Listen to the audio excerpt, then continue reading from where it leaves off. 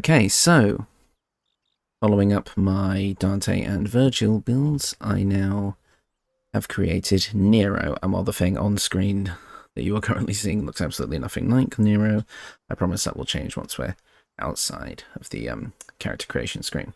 So, this is going to be a very different build to the Vergil and Dante builds, and I specifically want to comment on a couple of things regarding the Vergil build. Number one, apparently there is a usable katana in the game. I had absolutely no idea about this, and it goes to show that really I should have done my research before I made that build. I think that the build that currently exists is still a powerful build, so I'm going to keep it up. But if you want to use the katana, I personally wouldn't, because it's basically just a +1 longsword with nothing extra going for it other than the unique design. There, you could basically just swap out the bar list armor for the elegant studded leather and play around with some other things that might be slashing damage. But again, if you want to do truer to life virtual build, I would probably just go with the Dante build, swapping out the Baldur Giant Slayer for the katana, maybe fitting in the Storm Sorcerer levels and 5 levels of Eldritch Knight Fighter alongside 3 levels of Bard to get Swords Bard, so you get the flourishes and kind of go from there. Probably something along the lines of Eldritch Knight 5, Swords Bard 3, and maybe Storm Sorcerer 3, 4, I don't know.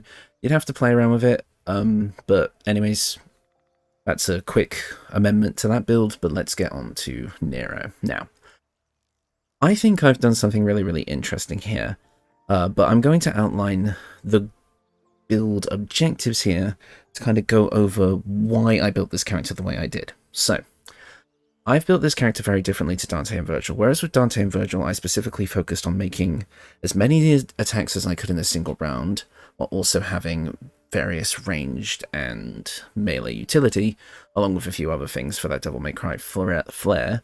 I decided to do something a little bit different for Nero.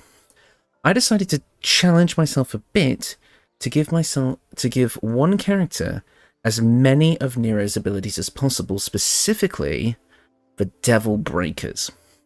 Now, with the exception of a couple of them, which I will go into detail about alternate ways you could get those, I've managed to basically get, I would want to say 90% of Nero's entire kit in one build, which I was very surprised I was able to do. And there is actually one class that, once I did the research, I realized actually gets a lot of Nero's abilities while still being able to have unique and cool looking combos. So we're going to get into that now. For your build, for your kind of race and origin and all that sort of thing, for once you don't have to play a Dark Urge character if you want everything. I mean, if you still want that kind of Devil Trigger, then you have to go Dark Urge, but in this case, I've gone for a Wood Half-Elf custom lineage. The reason I went for a Wood Half-Elf here is just to change it up a little bit from human, but also to give a younger-looking face for Nero, because Dante and Vergil looked a little bit older. But if you wanted to go with human for the purity of it, looks-wise, then you can. As far as your background goes, if you wanted to go Nero roleplay style, you could go with Acolyte, because, you know, he worked in a church his whole life, but that's neither here nor there. I'm just going to get into the main build for now. So, your starting class is going to be Barbarian, which may come as a bit of a surprise, but it is going to get us 2 things, well, I guess 3 things, but are going to be extremely important to the kind of identity of Nero, and we'll see why. But at level 1, you're going to get Rage. Now, I feel like this is quite thematically appropriate for Nero, because I feel like a lot of his I guess power, canonically, comes from his anger. Because at the end of Devil May Cry 5, you know, his big thing is that he gets his massive boost, his Devil Trigger, whatever you want to call it, because of his rage. And he, throughout the story, and just as a character, is very, very open with his emotions. Much more in contrast to Dante and Vergil, who always kind of bury things deep. Literally, Vergil's song is called Bury the Light, come on.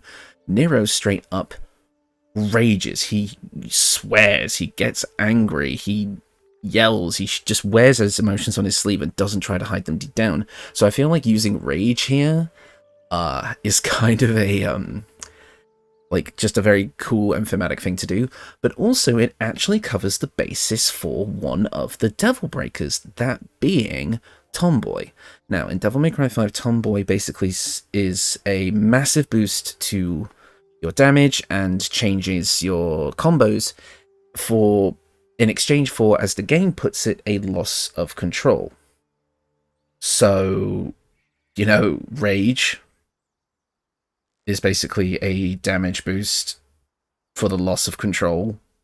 Thematically it works, so I'm going to say it counts. So we can tick one of the devil arms off we can toggle one of the devil arms off our list right away. You also get unarmored defense here, which is actually going to be really, really good because we are going to be wearing clothing here. I decided I wanted to challenge myself to not just use the light armors that look like leather jackets again, so we're going to be doing something a little bit different here. As for your ability scores, this is what I've lined out. Constitution is at 10 for reasons you can probably already guess if you've watched my previous 2 videos. Yes, we're using that same item. It's too good not to. You want a 17 in strength, putting your +2 there with a 15. We want our strength to be as high as we can. Dexterity 14, would have liked it higher, but that's about as high as it will go, keeping everything balanced out. And wisdom at 16, putting our +1 there.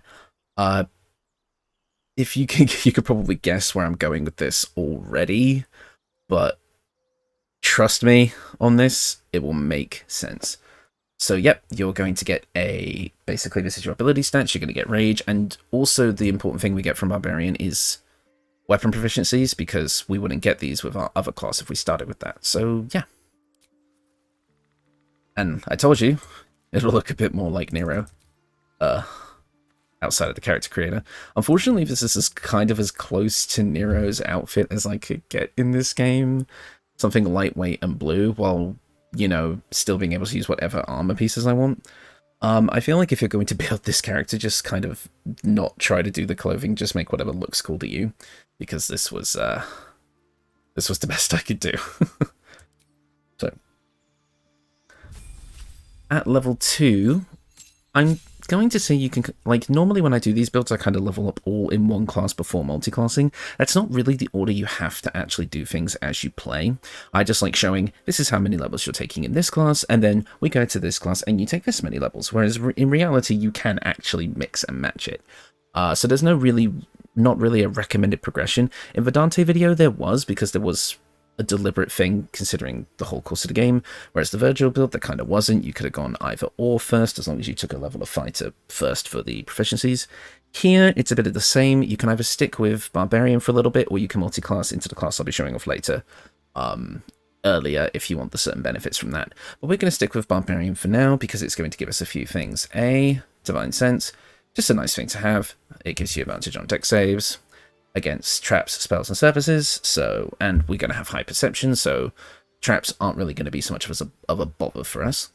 And then you also get reckless attack. We are going to be using a weapon, so we do get to use this. Basically just getting advantage on attack rolls is always a nice thing to have if you just need to ensure that hit.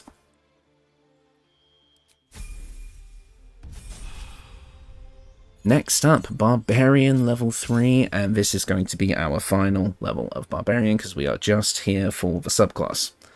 And that subclass is going to be Berserker. Now, why Berserker here? Most people would take a level 3 for Wild Heart to get the Bear Heart and get resistance to a lot of damage. I want Berserker because of this. Enraged Throw. Pick up an item or creature and throw it at a target, dealing additional damage and knocking it prone. You get to do this as a bonus action. This is basically the best possible way, I believe, of getting Nero's Devil Bringer, I believe it's called, or the Buster Arm. They're kind of the same thing in Devil May Cry 5. Basically, what you're getting out of this is the ability to grab and throw enemies, much like Nero does in the actual games. So, and this is quite a powerful thing to do as a bonus action, because you can knock the target you're throwing prone, you can knock the person you're hitting with that person prone. Once you get to 20 strength in this build, which you will be able to do through playing the game, It's quite potent. I've done this on a few builds that I've made for like my side party members in campaigns, and this is quite a powerful combo, especially if you take the rogue bonus action subclass, which gives you fast hands. Spoiler alert, we're not doing that here. I've got to stop saying spoiler alert, I do that a lot. But anyways, you also get Frenzied Strike here, which just lets you make a bonus attack as a bonus attack, melee attack, bonus action thingy. I know how to use words.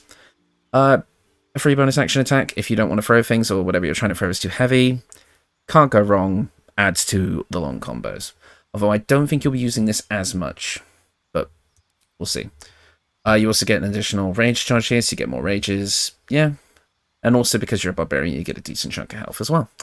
Pretty cool. And as much as I would love to take a feat here, we're jumping straight over to our multi-class. And again, you've probably guessed what this is just based on the ability scores, but we are going with Monk. Now, hear me out. I know what you're thinking. Nero doesn't punch with his fists. Does he not, though? Let's actually talk about this for a minute. I think the interesting thing about Nero's combat, in DMC5 specifically, is that his devil arms basically give him unarmed strikes. You do various different things with your devil arms. You're using Overture for, open palm strikes with electricity, Helter Skelter for multiple piercing punches, Punch Line for ranged punches. You do a lot with your unarmed combat, so I feel like being a monk that uses a monk weapon in addition to unarmed strikes actually creates a really unique and flavorful and stylish combat style. And when we take our subclass later on, it's going to give us a lot of the tools that Nero has. So, what do we get as a level 1 monk? Flurry of Blows. This is going to be your highest damage dealer. Unfortunately, by the time we get to the end of this build, it is going to kind of be suboptimal, as your unarmed strikes will be doing more than your weapon attacks, but you will still have a reason to use your weapon attacks. But I suppose if you wanted to basically go full power, you would just drop the weapon, but we're not doing that here because we're building Nero. But Flurry of Blows is just an amazing bonus action attack, and is probably what you're going to be using for your bonus action for 99% of the time. We're also going to get key points here. I believe we get 2 at first level, which is really, really nice. Unarmored defense, using our wisdom modifier. Our constitution is going to be higher than our wisdom, so unfortunately this isn't going to come into play, but we still wanted a high wisdom for using our monk abilities. Next up, dexterous attacks. Attacks with monk weapons and unarmed strikes scale with your dexterity instead of your strength if your dex is higher. Not going to be getting that here, but because our strength is going to be much higher, but still a nice thing to have. Death Strikes makes our monk weapons and unarmed attacks deal 1 to 4 bludgeoning damage, basically just taking away that stupid fixed damage modifier that we get from our unarmed strikes. And being able to make a bonus unarmed strike if we use a monk weapon attack or an unarmed attack, which we will be doing. We'll be using a monk weapon attack, so you can go monk weapon attack, unarmed strike, or flurry of blows. Pretty good. Nice 2-hit combo there. This will probably replace you using Frenzy Strike from the Barbarian. But again, we still want that Enraged Throw, so we're going to be keeping that around.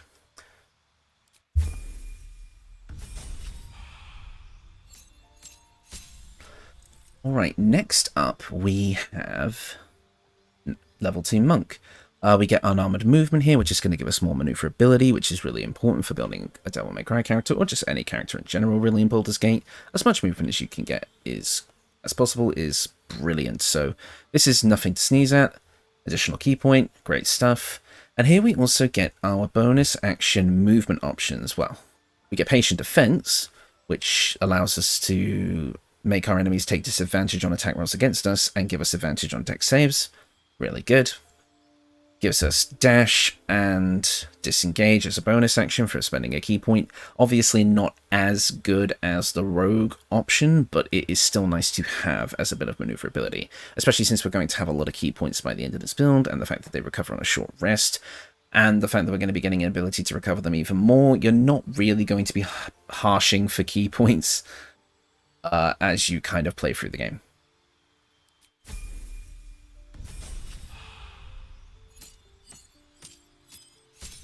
So here at level 3 monk, we are getting the most important thing. We are getting our subclass.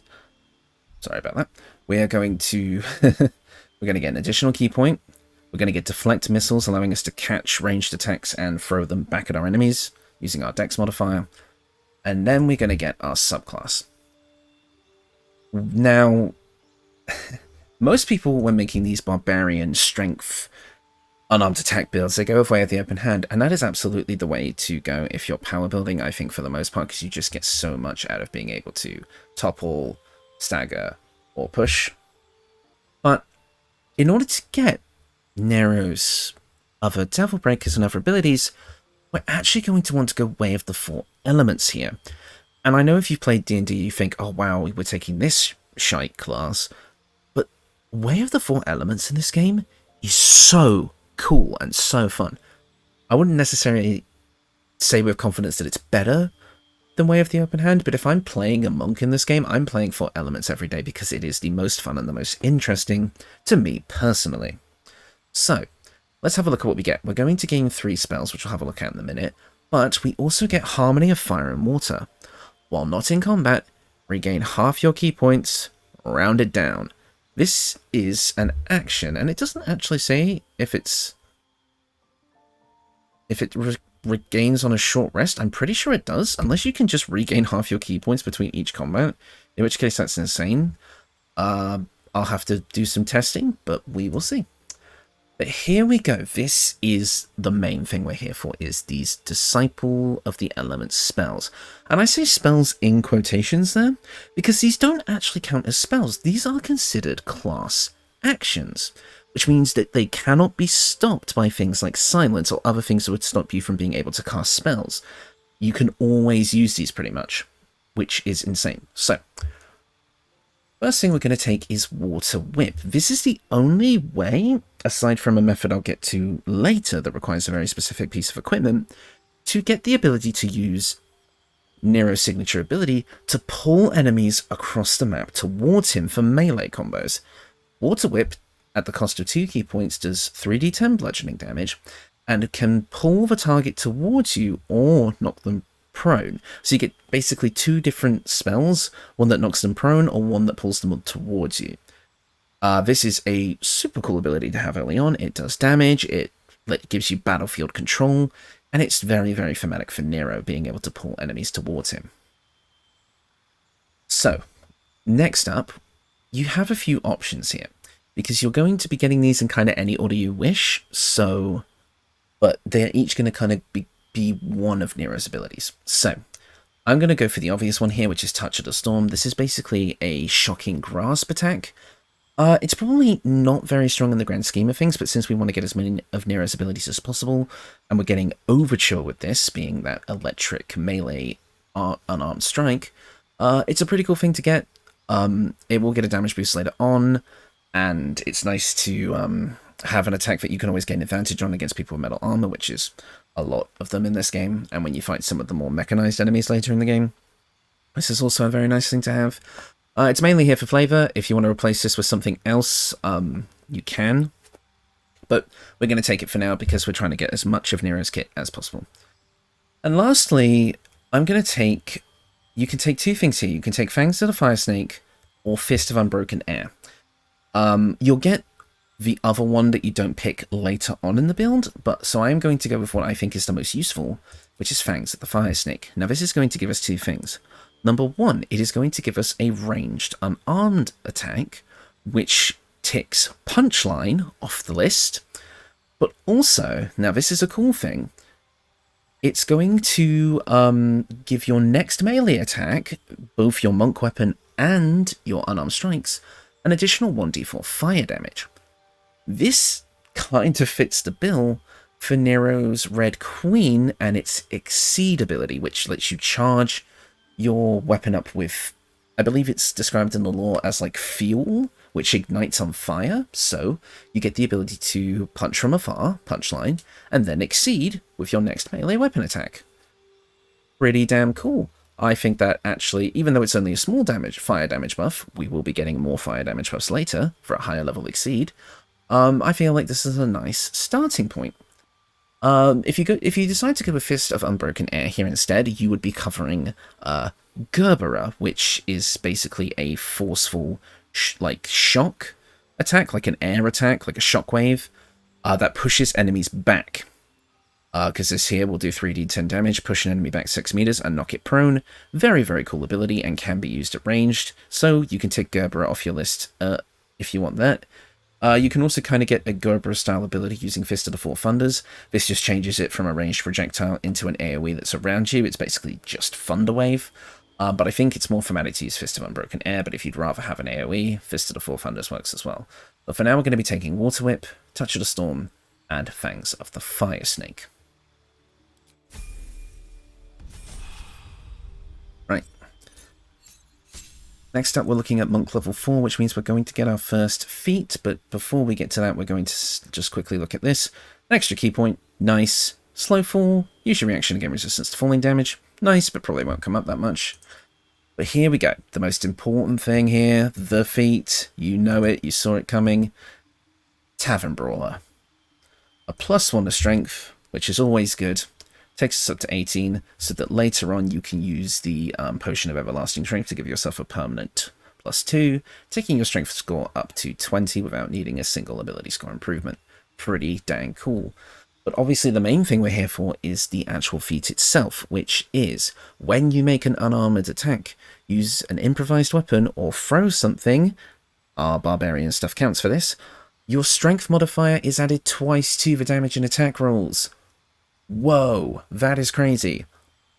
Although it's also kind of lying. According to the Baldur's Gate 3 wiki, which is where I get all my information from, and is much better than the Extra Life one, don't tell anybody I said that, it seems that through testing, it doesn't actually add the modifier twice. It just kind of gives you, basically lets you use an extra strength modifier on top of the one that already exists. It's kind of strange. So, for example, if you had higher dex, say you had 20 dex and 14 strength, you'd get your dex bonus, but then you'd also get your strength bonus on top of that. So it'd be like a +5 and then a +2. So technically it does add 2 if you have your... So basically it adds up 1 extra damage bonus. But so technically it's 2 strength bonuses if your strength is higher. So it's kind of misleading, but it is still extremely powerful. It's a half feat giving you extra strength. It gives you bonuses to your attack rolls for throwing, using improvised weapons, so beating up an enemy with another enemy, very much Nero, and unarmed strikes. Mandatory to take this on any monk build, basically. Unfortunately, in this game, strength builds for monk are just stronger than dex builds. I don't make the rules, but it is true. Next up at Monk level 5, we're getting that oh-so-sweet extra attack. Now, like I say, we're getting... This is kind of the similar problems that my other builds had, was that you get extra attack much later than you normally would. We're at total level 8 here. So if you wanted to go Barbarian 1, go straight to Monk 5, then go back to Barbarian, or stick with Monk and then do your last 2 Barbarian levels at the end, you can do all of that stuff, but however, whichever order you do it, once you hit level 5 Monk, you get extra attack, which means you can make 2 unarmed strikes if you're not using a weapon, 2 weapon strikes followed up with your bonus attack strike. You can do a lot of things with this. Extra key point, always good. And you also get stunning strike here. Now, stunning an enemy is good. Stun locking an enemy is good. Actually having this happen, not really very common. You're definitely going to maybe want to skip using this. I feel like you're not going to be getting that much out of it. The con saves in this game are pretty high, so I would recommend just sticking to your 4 elements abilities rather than this. But if you're really in that tough spot where you really want to get it off, and you do, it's a clutch moment. But I wouldn't be going out of my way to use this, for sure. Next up, we're at Monk level 6, which means we are going to be getting improved unarmored movement. More mobility is always good. Key empowered strikes. Our unarmed attacks now count as magical to overcome resistance and immunity to non-magical damage. Nice, nice, nice. I believe it was at some point either this level or a prior level, but our unarmed strikes also went up to a d6, but I'm not entirely sure when that was. But the cool thing we get here is we get another spell. And actually, we get 3 new options. Gong of the Summit, Embrace of the Inferno, or the one that we're going to be taking, Clench of the North Wind. This allows you to cast Hold Person. You hold a humanoid enemy still. They can't move, act, or react. Attacks from within 3 meters are always critical hits. That's super strong. It does require your concentration, but we don't actually have any other concentration spells yet, so this is a non-issue. This is going to tick off another one of the Devil Breakers, that being Ragtime, which, if you don't know, allows you to slow time for an enemy, basically holding them in place. You see why I went with this subclass. There is so much covered here. So we're ticking off Ragtime from on our checklist, and we're going to keep going. At level 10, we're going to be a Monk 7. This is going to give us an extra key point, as always. But we're also going to get Evasion. When a spell or effect that would deal half damage on a successful... This is hard to read. When a spell or effect would deal half damage on a successful dexterity saving throw, it deals no damage to you if you succeed and only half damage if you fail. A nice little bit of utility there. In addition to Stillness of Mind, if you are charmed or frightened, you automatically cast Stillness of Mind to remove the condition. So, out of all of my builds so far, this is the first one that is actually immune to frightened. And also because of Monk's Unarmored Movement, we are also not affected by difficult terrain and all that stuff, so there's actually nothing that can really stop you from being able to move around the battlefield with this build, which is wholly unique to this one. Let's keep going. At level 11, we're a Monk 8. We're getting another feat at this level in addition to our usual key point. So, this one you can kind of play around with. I would experiment with various different feats to see what you like and don't like. I can't think of any immediately that stand out as something that you would get a ton of advantages out of using. I mean, we already took Tavern Brawler, and that was the main one. If you want taunts, same as before, take Magic Initiate Bard, but you don't need them, and I would say it's a bit of a waste power-wise, but if you want the flavour, go for it. I would say just go for an ability score improvement here and bump your wisdom up to 18 to ensure that your spell save or class action save DCs for your 4 element stuff is a bit higher. This is kind of what I would go with probably, unless there's some hidden super combo hidden somewhere within these feats. But I would definitely just take a wisdom buff here to give your spells a bit more oomph. Oh, I'm sorry, class actions. Finally, at level 12, we are a Monk 9. Now, I will explain why I went to Monk 9 instead of just, you know, going maybe with 3 levels of Rogue for 2 bonus actions to deal more attacks or something like that. Number 1, we get, like I said before, difficult terrain from our advanced unarmored movement. We don't have to deal with difficult terrain, and you can jump an additional 6 meters. Pretty damn cool. Much more maneuverability. I think this build has the most vertical capability out of all my builds so far. This one can jump all over the place, and that is super, super cool. I think it's like a nice, unique aspect of Nero, because if you've actually played DMC5, Nero has the most, I guess, vertical capability out of the whole cast, because of, like, he gets a double jump, a glide, and an air taunt all baked into his base kit, basically, by the time you've reached the end of the game. Like, and you can basically fly with Nero if you know what you're doing. So I feel like this is actually kind of thematic to the actual gameplay of DMC5. Improved element casting. Your affinity with elemental key deepens. Several of your 4 elements features deal an additional dice of damage, so a lot of our spells are getting extra damage here. And also things like Clench of the North Wind, our Ragtime, can hold an additional person, so you can get 2 people with 1 Ragtime.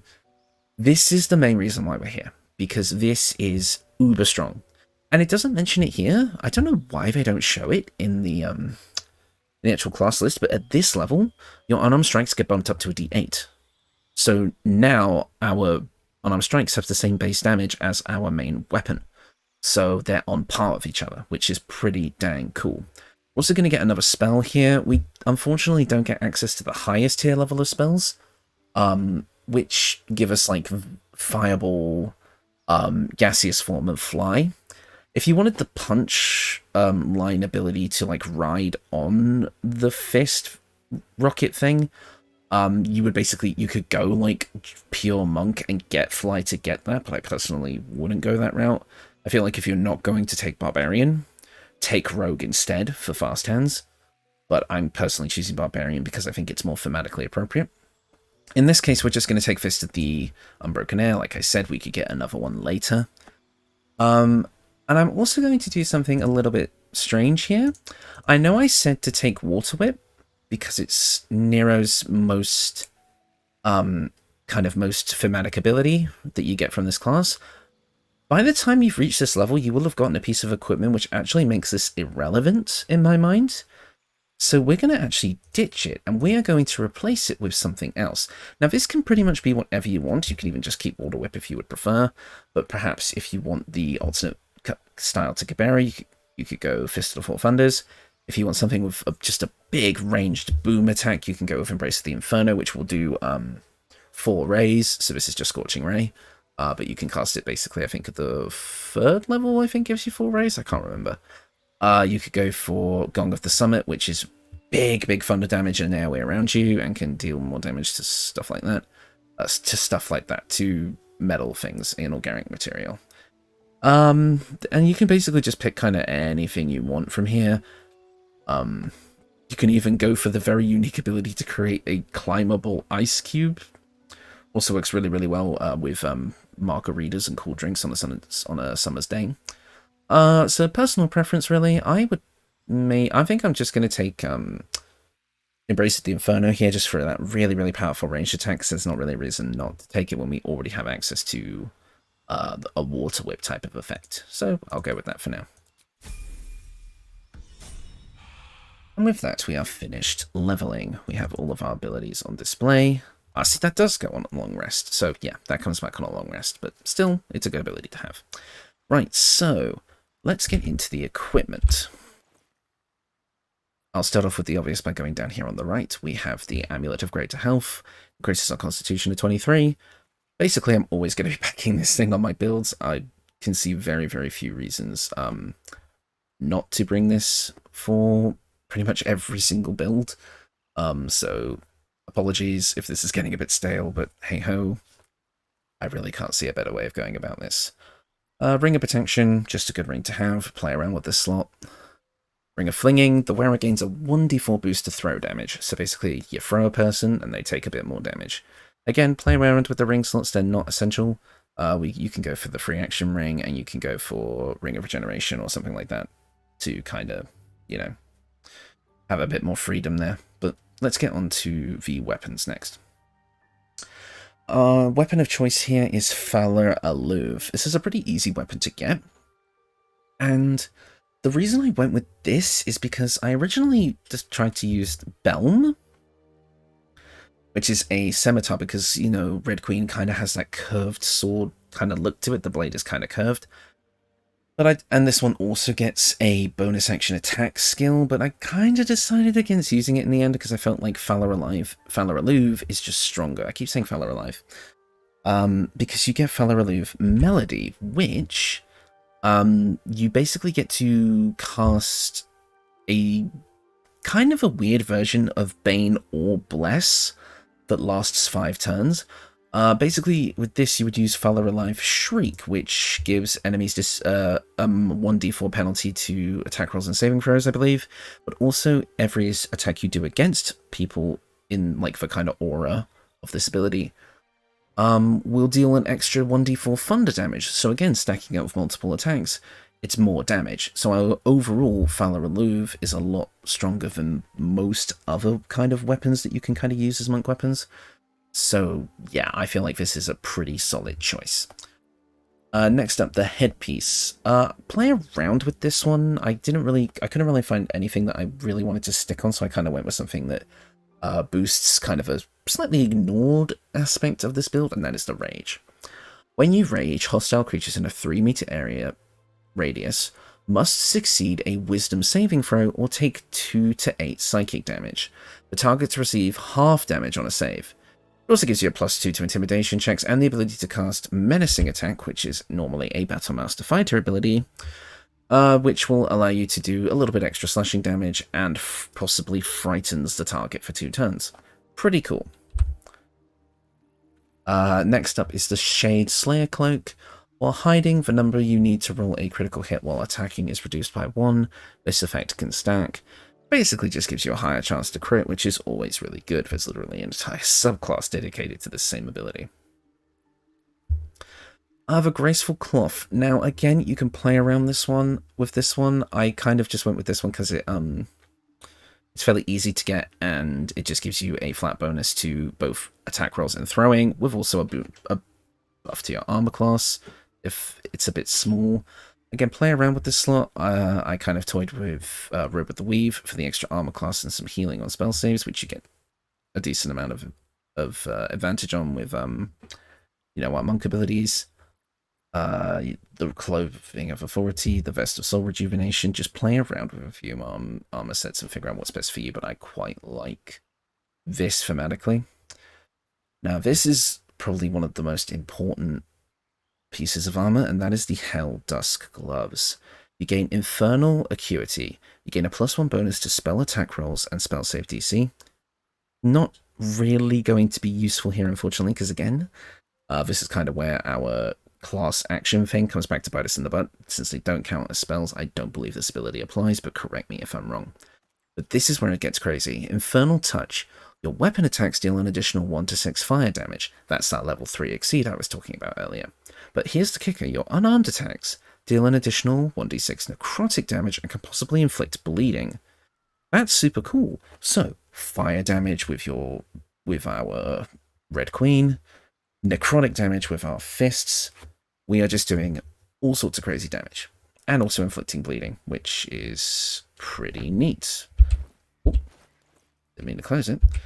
But we also get a +1 to strength saving throws as a bonus, and we also get Rays of Fire, which lets you hurl 3 Rays of Fire. Each ray of fire deals 3 to 18 fire damage, so if you use up all of your key points, you still have access to a really powerful ranged option that does fire damage. Pretty cool. It's just a bonus that comes with the Helldusk Gloves. Next up is the Boots of Uninhibited Kishibo. Again, play around with this one. This one just adds your Wisdom modifier to your unarmed strikes, so you get a bit more damage out of them, but if you feel like other things might be more relevant, kind of play around with it a bit. I looked into the Bone Spike Boots, which gives you a +1 to armor class and saving throws as long as you are not wearing armor or holding a shield, which we're not. And it also increases your jump distance, playing into that the fact that Nero can jump really high, but it also gives you Brutal Leap, which lets you use your jumping as a bonus action to leap at a target and possibly knock them prone for 2 turns.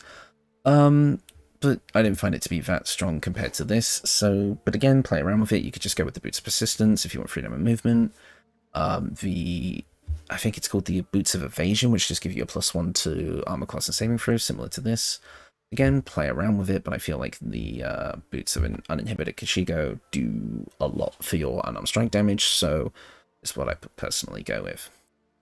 And yeah, I believe I've covered everything. Oh, no, I haven't. The Hellfire Engine Crossbow. When I said we were getting a replacement for Water Whip, this is what I was talking about. This is going to be our Blue Rose. It's a 2-handed heavy crossbow, so a bit different to the hand crossbows that Dante used. But let's actually have a look at what we've got here. So this one does a decent chunk of damage. It's also getting the fire damage from the Helldusk Gloves. Very nice. A +2 weapon enchantment. It gets you Lightning Arrow, which does a butt ton of lightning damage once per long rest, which can basically act as Blue Rose's charged shot that you can charge up in the games. I felt it was pretty thematic. There's another crossbow, I believe it's called the Arbalest or something. And if you want to, you could use that one. It gives you like Dazzling Ray and like the ability to cast Daylight, but I found this to be more thematic and more powerful, so go with this one. But it also gives you Reposition Malfector. It does an extra 2 piercing damage on top of the usual stuff, but it also pulls the creature you hit 9 meters closer to you. It's the same as Water Whip. So this is why we're able to replace water whip, because using this crossbow, we get the Devilbringer, and it's actually a wire snatch. You actually see the wire and the hook come out of the crossbow and pull the enemy closer. It looks awesome. So yeah, that is, I believe, everything. You can see everything that we get here as far as our buffs. We get extra attack, all sorts of things. Tons and tons of buffs here. Pretty cool build. An AC of 20, which is really nice. As you can see, we're getting +6 from our constitution thanks to the amulet of health. I think this is a fairly strong build. I'll probably start playing the background footage of me testing the build's combat capability against the tutorial boss on Tactician, as I did with Vergil. I feel, and as you'll notice if I let all of the footage play, this was the first build that I've tested with this, that, because I've actually tested a few other builds that I'm not quite showing off yet, but you'll see those later down the line. This was the first build I used, unfortunately, and this might be kind of a what's the word, ill omen, let's say, as to this build's power compared to the others. Because there is a few weaknesses that you'll notice kind of as you're playing. This build doesn't get as many attacks per turn as the others. You're only going to be doing at max 3 attacks per turn. You'll be getting 1 attack, 1 extra attack, and then your bonus action attack, whichever way you use it. And this build does require a bit of setup if you want to go with Rage and a few other things, but I feel like where this build shines is being able to do lots of damage with those single strikes. Particularly Flurry of Blows. If we look at Flurry of Blows here, you're doing 28 to 52 damage, which is crazy. For example, Flurry of Blows on its own probably does as much as maybe 2 or maybe even 3 attacks from my other 2 builds. So play around with it, experiment, use maybe different spells, maybe try open hand, maybe try those rogue levels, mess around and make your Nero your own. But I'm quite proud of this build. I was surprised at how many boxes I was able to tick on the checklist. I wasn't able to do things like the DLC Devil Breakers, for example, such as the Mega Buster, which I guess if you kind of wanted to say we ticked that one off, you could say that Razor Fire or Scorching Ray counts as the like multiple range bullet shots, but I'm not going to go that far. Or the Sweet Surrender's healing ability, but I feel like we've covered a lot of bases here. And I'm quite proud of how this build came out overall. It's still an extremely powerful build, with a ton of battlefield control and versatility, and some really stylish combos between your swordplay and your unarmed strikes. So yeah, that's the build. Hope you enjoyed. And with that, I believe I have covered all of the playable Devil May Cry characters from DMC5. There is no more at all. Absolutely none. No more that I have to make. Who's ready to die first?